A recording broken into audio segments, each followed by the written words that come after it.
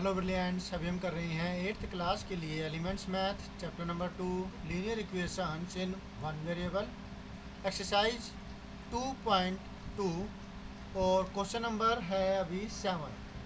Question number 7 में क्या चीज़ है वो ध्यान से समझिए।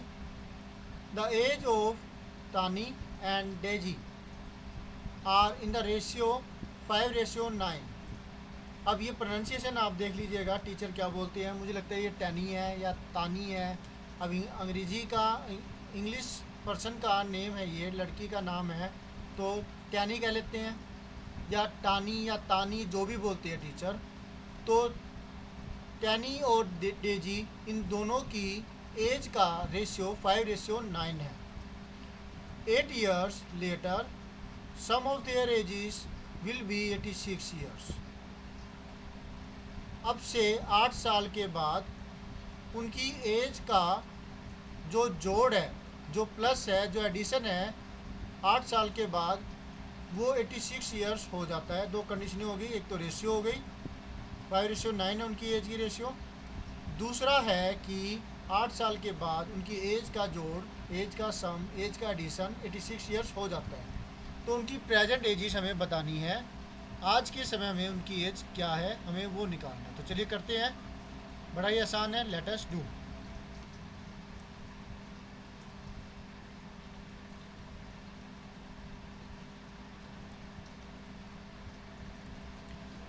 तो हम लेट कर लेते हैं,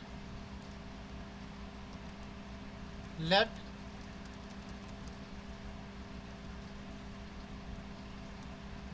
टैनी, तानी, तानी बोल लेते हैं। तानीज प्रेजेंट एज, आज की उसकी एज है तानी की, वो हम 5x मान लेते हैं, 5x ईयर्स। ठीक है। इसी तरीके से जो डेजी है उसकी भी एज आ जाएगी, तो वो क्या होगी इसके हिसाब से, जैसे हम ऊपर मानना है तो वैसे ही then disease present as is equal to 9x years. 5:9 था, तो अगर ये 5x है तो ऑब्वियसली ये 9x होगा, मतलब डेजी की एज 9x ईयर्स होगी। अब आफ्टर 8 ईयर्स की बात चल रही है, तो फिर क्या होगा आफ्टर 8 ईयर्स टैनीज एज, तानी बोल लेते हैं, तानीज एज। ओके, कितना हो जाएगा। अब ये बताइए, अगर आज आपकी एज 13 ईयर है मान लेते हैं, तो आज से 8 साल के बाद आपकी एज कितनी होगी बता सकते हो? एग्जैक्टली आप +8 करके कहेंगे कि 21 ईयर्स होगी 8 साल के बाद आपकी एज। तो बिल्कुल वैसे ही जो 5x दे रखी है, तो 8 साल के बाद जो एज होगी तानी की 5x + 8 होगी। और इसी तरीके से जो दूसरी गुड़िया है डेजी, उसकी एज हो जाएगी 9x + में 8। क्लियर है?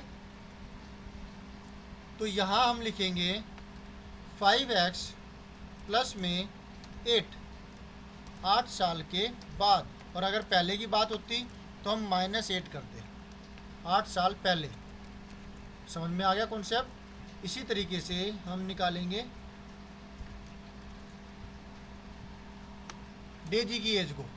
After 8 years Daisy's age equal to 9x थी प्रेजेंट, उसमें +8 कर दिया, 9x + 8 ईयर्स। ठीक है। शॉर्टकट तरीके से टीचर्स इसको YRS भी लिख देते हैं। ठीक है, तो आप ऐसे लिख लीजिए चाहिए। अब according to the question years को YRS लिख देते हैं।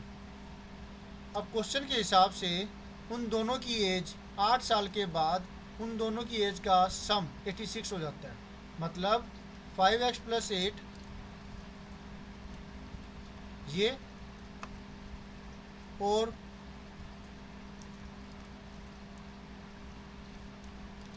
जो 9x + 8 है, इन दोनों का जोड़ हो जाता है 86। अब लाइक टर्म्स कौन कौन सी है? ये लाइक टर्म है और ये लैग टर्म है, इसको हम जोड़ देंगे, और ये वाली टर्म, ये वाली टर्म और ये वाली टर्म, ये तीनों लैग टर्म्स है, तो इनको सेपरेटली बाद में जोड़ेंगे। तो पहले इन दोनों को जोड़ देते हैं। 5x और 9x हो गया 14x, राइट। प्लस में इन दोनों को जोड़ देते हैं, ये दोनों लैग टर्म्स है। 8 + 8 16, सिंपल इक्वेशन आ गई आपके पास 86। ठीक है, समझ में आया आपको? अच्छा, उसके बाद हमें क्या करना होगा, 16 को राइट हैंड साइड में लेके जाएंगे, मतलब हम करेंगे transposing it 16 on the right hand side. तो राइट हैंड साइड में जाएगी तो ये जो वैल्यू है ये लिखी जाएगी ऐसे। ये प्लस का 16 था, ट्रांसपोजिंग हुई तो राइट हैंड साइड में गई इक्वल के, तो इसका निशान बदल गया। 86 - 16 ये होता है 70, होता है ना। 86 में से 16 को माइनस कर देते,